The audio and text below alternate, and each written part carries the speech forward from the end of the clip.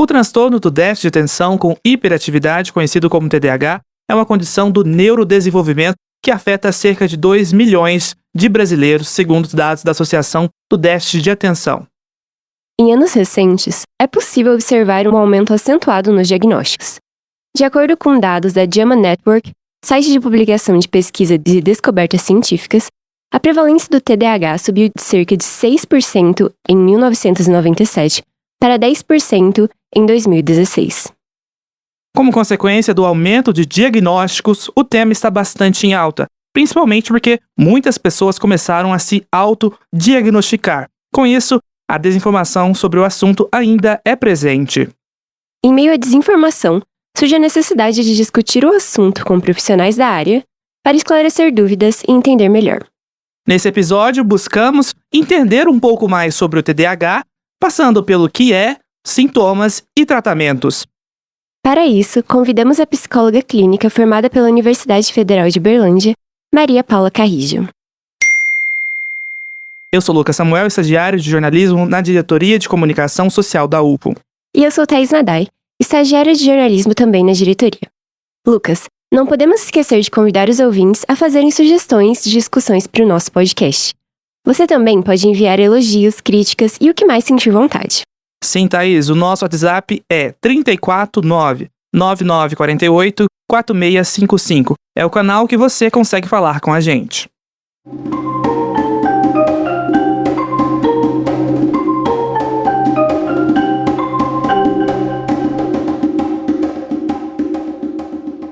Seja muito bem-vinda ao Ciência ao Pé do Ouvido, Maria Paula. Oi, pessoal. Um prazer estar aqui hoje com vocês. Primeiramente, eu gostaria que você se apresentasse e falasse um pouquinho da sua atuação na área. Então, eu me chamo Maria Paula, eu sou psicóloga, formada aqui pela Federal de Uberlândia. Sou psicóloga clínica hoje, eu atendo crianças, adolescentes e adultos. E me especializo principalmente na área de intervenção precoce, de diagnósticos ali na primeira infância, pensando, um cuidado do sofrimento psíquico já numa idade mais tenra ali. Maria Paula, para começar, explica pra gente e para os nossos ouvintes o que é o TDAH. Então, o TDAH, ele é um diagnóstico psiquiátrico. Ele consiste em duas partes. Uma agitação psicomotora, uma agitação motora e uma baixa capacidade de atenção. Esse transtorno, ele pode aparecer tanto, separado dessa agitação motora e baixa capacidade de atenção, quanto combinado. Essas duas categorias. Dentro disso, tem sinais que identificam cada um desses aspectos. Mas até algo que acho que a gente vai ir conversando aqui, é um diagnóstico até difícil, dele ser entendido e ser visto. Porque como que a gente pode medir a agitação? Como que a gente pode medir a atenção? É bem complexo, o processo para isso, Então, tem várias questões a serem observadas, tanto do indivíduo, da história desse indivíduo, quanto social e outros atravessamentos. Alguns dados da Associação Brasileira de Déficit de Atenção registram um número de diagnósticos no TDAH em anos recentes. A que nós podemos atribuir esse aumento? Eu acredito que tenha mais de um fator, para isso. Mas acho que uma questão que a gente tem que pensar seria um contexto social mesmo que a gente vive hoje. Pensando num aumento no ritmo de vida, um ritmo de vida mais acelerado, um maior acesso a informações, a esse ritmo de informações que a gente recebe. Hoje a gente tem vídeos para assistir, e assistir rápido, e ver rápido, e tá pronto para várias coisas. Então acho que tem muito desse contexto de vida atual, que a gente vive, que conta um pouco do porquê que pode ter aparecido diagnósticos desse âmbito, De uma dificuldade de se concentrar, de uma dificuldade de ficar mais parado, de conseguir, de se dedicar a uma atividade com mais calma. Eu acho que tem esse fator contextual.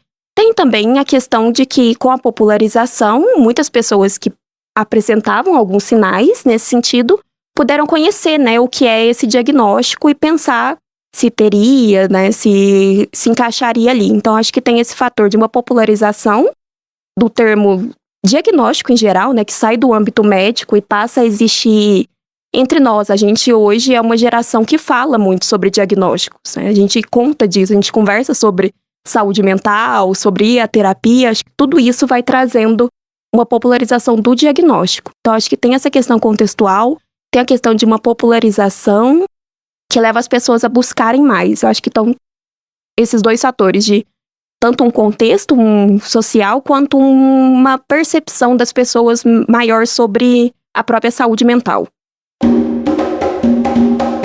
Estudos do Instituto Estadunidense National Center for Biotechnology Information mostram um aumento acentuado no TDAH em um período de 20 anos.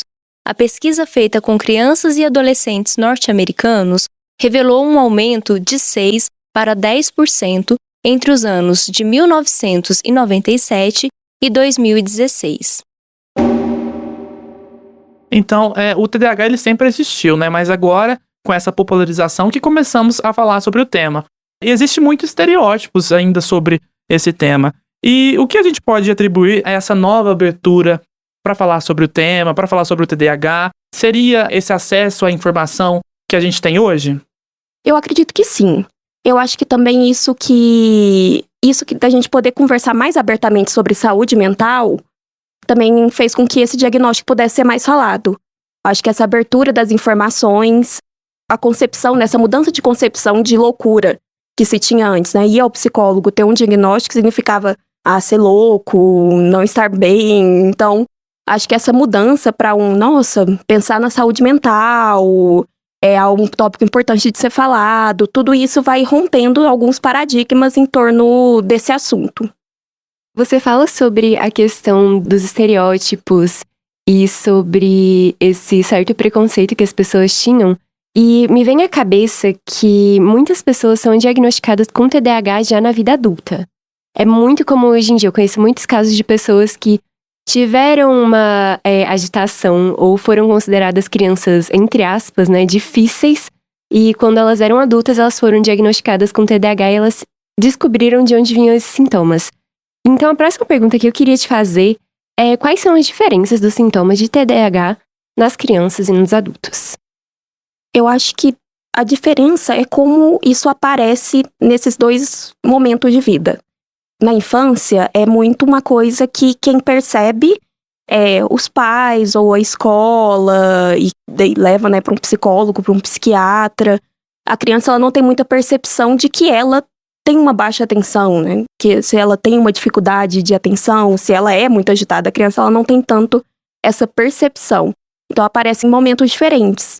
Provavelmente em casa, na escola, e muito a partir, né, da visão de um terceiro, de outras pessoas ali. Não como, agora no caso do adulto, a gente vê como os adultos passam a perceber em si algumas características. Mas até algo interessante, assim, você trouxe, né, sobre os adultos que têm descoberto hoje. Pra gente falar de TDAH em adultos, a gente tem que investigar muito da infância dessa pessoa. Se tiveram sinais na infância, na adolescência, porque pode ser, né, que seja um caso isolado agora, na vida adulta que aconteceu, talvez ligado ao trabalho, algum contexto da vida. Desculpa interromper essa linha de raciocínio. Então, o TDAH, ele pode se desenvolver na vida adulta. A pessoa pode ter sido uma criança que não apresentava sintomas, e aí, por algum motivo, na vida adulta, ela começa a apresentar ou não. O TDAH em si, não. Se ela não apresentou durante a infância e adolescência algum sinal, acredito até os 12 anos, tem que ter tido aspectos que ligam ao TDAH. Então é considerado TDAH. Ela pode ter sintomas, né? Que a gente fala de, às vezes, uma desconcentração, de uma baixa capacidade de atenção, até porque a gente não fala muito, mas existem outros diagnósticos, até outros aspectos que podem trazer essa questão, né? Talvez de um burnout traga sintomas parecidos, então acho que até é necessário uma investigação nisso para poder separar. Mas é necessário que tenha tido algo na história de infância e adolescência para a gente pensar na vida adulta. No momento isolado, na vida adulta, não pode ser considerado. Maria Paula, muito interessante a sua resposta, mas trazendo um pouco mais para o lado da criança, como que os pais eles podem ficar atentos em sinais que as crianças dão para saber, né, se tem uma suspeita de ter TDAH? Os pais hoje, na verdade, têm ficado bem atentos a isso. Eu acho que pela popularização mesmo que acontece, os pais têm ficado até às vezes um pouco hipervigilantes com isso, com uma criança que é um pouco mais agitada, ou que, né, tá tendo alguma questão na escola, até porque a escola tem pensado muito sobre isso, tem pensado muito no que aparece. Então acho que no contexto atual é até uma mudança, mas a gente vê muitos pais já chegando pensando no TDAH. você já chega com um pedido, às vezes, da escola, pensando assim na clínica, né, no que vou recebendo hoje. Já chega com um pedido da escola, já chega com um pedido dos pais. Então, os pais e a escola têm ficado bem de olho nisso. Até acho que é uma coisa que a gente tá tendo que fazer um movimento até contrário, às vezes de parar pra pensar que pode não ser aquilo. Né? De ir talvez com um pouco mais de calma e olhar um pouco mais pra singularidade daquela criança e do que tá aparecendo. Acho que por isso, pela popularização, a gente tá tendo um pouco de um efeito reverso, que é de uma hipervigilância sobre aquilo também. Mas existem sintomas, tipo uma criança que, por exemplo, é muito inquieta, que não para quieta, nem um momento, até na hora de dormir ela já tá aquele no 220. Tem sintomas em criança? Então, esse diagnóstico, ele é no DSM-5, né, que é quando ele aparece agora pela última vez, o mais recente que a gente tem, que é o Manual de Diagnósticos de Doenças Mentais, né? Esse diagnóstico é dado por sinais, mas eles são sinais que devem ser pensados em termos de muito pouco ou normal. Todos nós vamos apresentar isso. Então, todos os sinais que eles colocam lá, todos os comportamentos, questões a serem observadas, se a gente ler aqui, a gente vai se identificar. A questão é que a gente tem que se identificar e começar, então, daí a investigação para saber em que grau, por quanto tempo está aparecendo. Tem consta que tem que ser por pelo menos cerca de mais de 6 meses, aparecendo continuamente, por exemplo, um sinal de uma dificuldade de executar tarefas, uma agitação a mais, né? A sair correndo em vários momentos, mas é isso que eu trouxe no começo. Tem que ser com muito cuidado, porque se você olha só para os sinais, é muito fácil você falar que qualquer pessoa teria, assim. Então, acho que além dos sinais, tem que olhar a constância, a história de vida daquela família, daquela criança, o momento de vida que está se passando, quanto tempo está assim, quantos sinais aparecem, é só um não caracteriza, né? Teria que ser mais de um sinal, pelo menos eu acredito que são pelo menos 5 a 6 sinais que devem aparecer ali em conjunto por mais de 6 meses. Então não tem um em específico, mas essas questões assim, do básico que a gente pensa aparece, mas a gente tem que pensar isso em termos de grau e tempo. Interessante. E sobre o tratamento? Tem cura, vamos dizer assim? Isso é um pouco controverso quando a gente pensa na própria psicologia. Assim, eu me guio pela abordagem, pelo momento que eu acredito sim. Porque em doença mental é difícil a gente falar de cura igual a gente fala em doenças físicas, né? Pode ser que uma pessoa, por exemplo, tenha sinais de que seria indicativo de um TDAH agora, mas ela passe a ter um manejo daquilo e encontre formas de lidar e que, né, com a terapia, com cuidados de outros profissionais, ele vai, né, identificando maneiras, técnicas, desenvolvimento de habilidades que vão fazendo com que ele possa, às vezes, ter essa dificuldade de concentração, mas que não atrapalhe, por exemplo, a vida dele. Então, tem essa diferença, né, de que em diagnóstico de saúde mental, pode ser que aquilo não se torne mais um sofrimento para aquela pessoa. E daí a gente continua pensando se ela tem TDAH ou não. É uma coisa, assim, que depende muito até de como a pessoa se vê naquilo, né? Ela se vê como alguém que tem aquele TDAH, ela se vê como uma pessoa que é TDAH. Então, acho que até tem esse ponto de que depende um pouco do que a gente pensa, porque acho que é isso, a cura ela é diferente em saúde mental quando a gente pensa em doenças mentais. Será que tem aquele sintoma sim? Não, é mais complexo porque envolve, acho que isso, de que a criança e o adulto, né, a pessoa, se aquilo tá gerando alguma forma de sofrimento ainda pra pessoa ou não.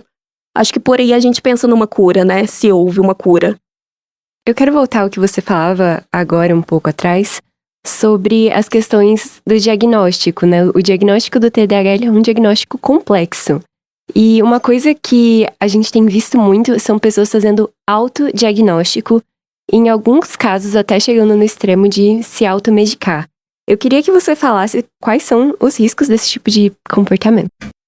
Essa é até uma questão que eu vinha falando, né, no começo com vocês, que é sobre a popularização e o efeito reverso, né, que isso traz. E é essa questão mesmo, de que com o aumento de informação sobre, aumenta também um aumento de informação falsa sobre, né, de fake news mesmo, sobre aquilo. Até já tem estudos sobre como, por exemplo, no TikTok, a quantidade de informações falsas que aparece sobre TDAH é mais da metade dos vídeos. Então, mais da metade dos vídeos falando sobre o assunto é de informações falsas, ou parcialmente, né, falsas ali.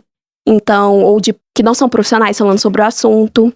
Isso aconteceu muito com o diagnóstico de TDAH, né? Das pessoas contarem um pouco da experiência delas e alguém se identificar naquilo e falar, não, então eu tenho também. Eu tenho exatamente isso, então eu tenho também, eu apresento isso. Então é da mesma forma, e como eu vinha falando, né, como é um diagnóstico de que ele é medido muito mais, não só pelos sinais que ele apresenta, mas como ele aparece, em que grau, por quanto tempo. Então, às vezes, você se identifica naquilo, mas não é. Vai aparecer essa desconcentração de, nossa, eu tenho uma dificuldade de ficar muito tempo lendo um livro, vamos supor. Daí alguém vem e fala, nossa, eu também tenho. Então, tem gerado essa questão de que, ao ver, às vezes, outra pessoa se identifica com aquilo e faz com que pense que tenha também. Então, acho que é necessário pensar de que precisa de um acompanhamento de um profissional antes disso. Você pode pensar, nossa, será que eu tenho? Mas tomar um cuidado de não já tomar aquilo como um diagnóstico para você, não se automedicar principalmente, e de buscar, né, a ajuda de um profissional, buscar falando, talvez, olha, penso talvez que eu tenha TDAH, gostaria de fazer uma investigação, mas acho que até tomar cuidado, porque hoje também tem muito essa ideia com TDAH, não sei se vocês já viram, que é quase um modelo de checklist, às vezes, que tem testes e você pode ir lá e marcar se você tem aquilo ou não. Então, esses modelos, esses testes, essas falas, tudo isso vai gerando uma grande, né, identificação por parte das pessoas mesmo. Então, acho que é algo que a gente tem que ter cuidado a partir de então. Acho que a popularização do diagnóstico é muito boa, mas agora a gente tem que se atentar para isso, com os cuidados que a gente vai ter com o diagnóstico. Uma pergunta que eu queria te fazer, você fala sobre os sintomas, a desatenção, e eu percebo que também, hoje em dia, não necessariamente só em pessoas que têm TDAH, mas em muitas pessoas é comum a gente ter uma capacidade de prestar atenção menor nas coisas. Aqui a gente pode relacionar isso ao uso de redes sociais, a uma questão geracional mesmo? Eu acho que, assim, igual eu te trago, tem um aspecto de um contexto social, eu acho que se encaixa nisso. A gente vive num contexto de que é muito acelerado, né? A gente tem a possibilidade de assistir vídeos 2 vezes mais rápido do que o normal, né? Então a gente tem a possibilidade de fazer isso e acaba que o cérebro ele vai ficando treinado para daquela forma, né? A gente vai aprendendo a viver naquele ritmo de vida mais acelerado. Então a nossa geração, né, principalmente na verdade a que tá vindo, né, também agora, a próxima, já nasceu num ritmo de vida super acelerado, em, várias atividades extracurriculares para serem feitas, muitas coisas para serem aprendidas, iPad, telefone, televisão. Então, tudo isso vai mudando mesmo a nossa dinâmica com uma relação com os aparelhos eletrônicos, com o outro, né, com essa outra pessoa. Tudo isso muda. Acho que isso é até uma coisa que a gente vê muito, né? Hoje, muita gente fala, até eu mesmo falo, que assim, nossa, eu não conseguia ler como eu li antigamente. Eu não consigo mais me concentrar por tanto tempo. Meu período de concentração é menor. Acho que é até legal poder pensar nesses aspectos, né, sociais e de mudança das relações, para que a gente não patologize todo tipo de comportamento. Para a gente pense, né, com datado, né, na nossa contemporaneidade. Vamos agora falar sobre preconceito. Tem muitas pessoas que já têm o diagnóstico de TDAH e não quer tratar. Elas precisam ficar cientes que tem sintomas, não sintomas, mas tem consequências negativas. Sim, porque compromete, né, a vida em geral, né? Compromete ou no trabalho, nas relações. Até pensando, né, se às vezes fica um preconceito com o diagnóstico, né, com o nome TDAH. Mas acho que é até importante pensar que, apesar de dali ter um conjunto de, né, sinais, sintomas que são gerais mesmo, na história de vida daquela pessoa vai ser muito singular.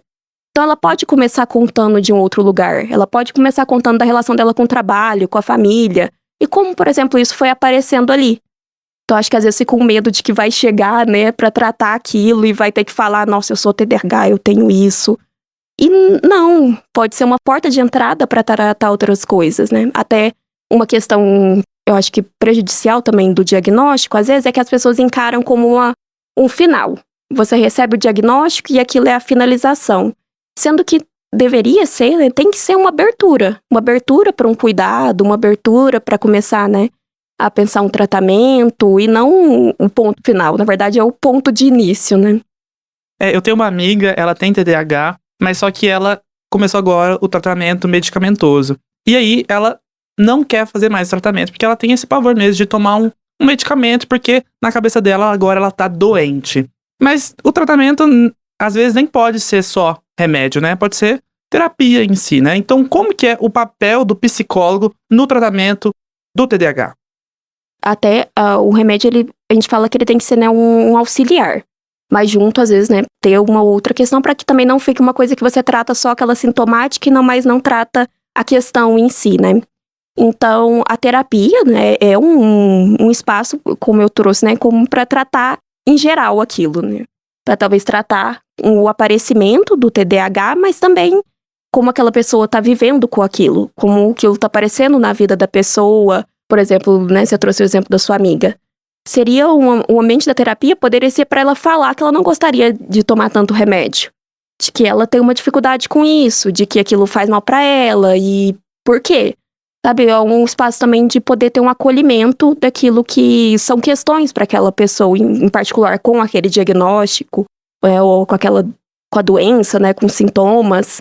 Então, a terapia acho que aparece aí como esse outro espaço, né, para além da medicação.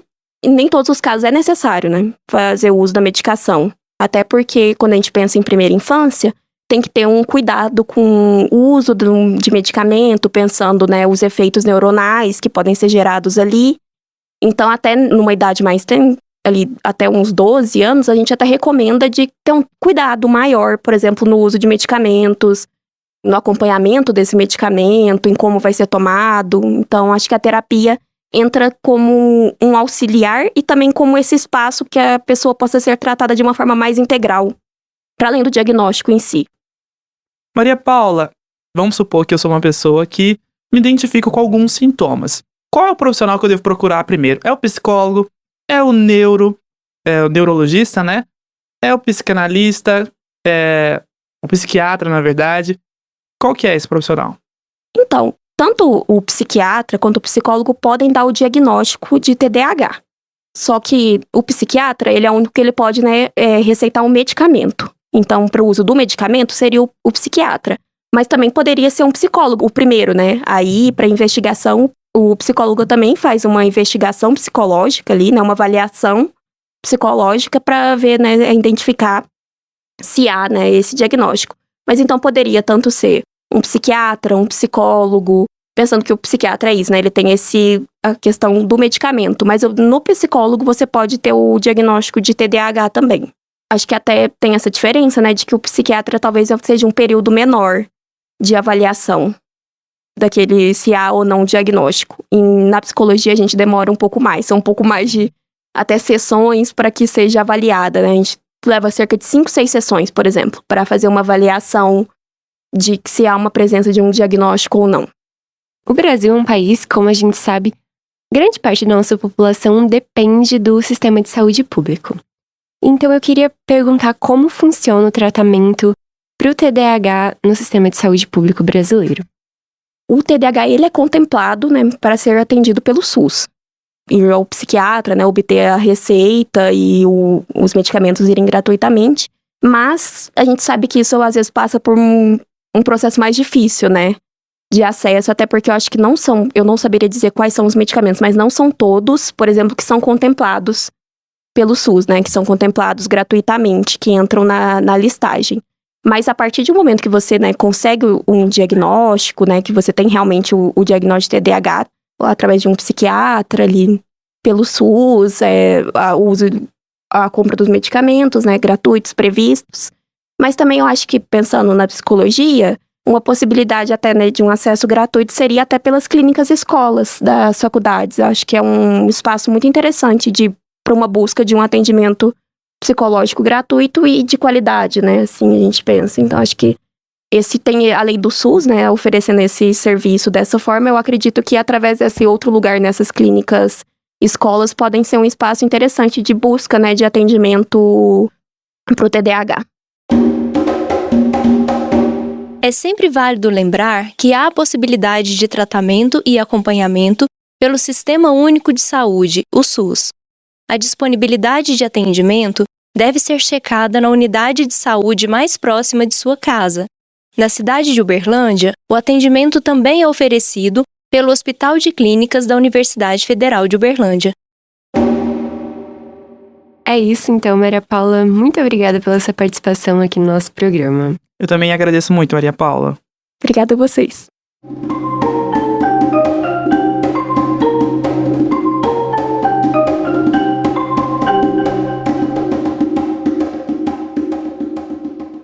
Bom, pessoal, esse é o momento que você segue o Ciência ao Pé do Ouvido e nos avalia. Se você nos ouve pelo Spotify, deixamos uma caixinha aqui embaixo. Conta nela pra gente o que vocês acharam do episódio. Segue a gente nas redes sociais para acessar os outros conteúdos que preparamos para você. Estamos no X, antigo Twitter, @PédoOuvidoPod e, claro, nas redes sociais oficiais da UFO. As arrobas você encontra aqui na descrição. Gostou desse episódio? Quer perguntar algo? Mandar um recado ou indicação pra gente? É só mandar um áudio pro nosso WhatsApp. Nosso número é 34 99948 4655. Repetindo, 34 99948 4655. Muito obrigada por nos ouvir até aqui. Até semana que vem. Tchau, tchau! O Ciência ao Pé do Ouvido é um podcast da Divisão de Divulgação Científica da DIRCO, a Diretoria de Comunicação Social da Universidade Federal de Uberlândia. Apresentação, produção e entrevista desse episódio foram feitas por mim, Thais Nadai, estagiário de jornalismo da Diretoria de Comunicação Social da UFO, e pelo Lucas Samuel, estagiário de jornalismo também na diretoria. A comunicação imagética foi feita pela Tamires Dantas, estagiária de design. A principal transição sonora é a composição do percussionista Eduardo Fraga Túlio, que é pesquisador e professor de música aqui da UFO. A captação de áudio foi feita por Euler Reis. Edição, montagem e finalização são de Márcio Gama. A direção de comunicação social da UFO é da jornalista e pesquisadora Renata Neiva. O Ciência ao Pé do Ouvido tem apoio da Fundação de Amparo à Pesquisa do Estado de Minas Gerais, a FAPEMIG. Voltamos na próxima terça-feira. Até mais!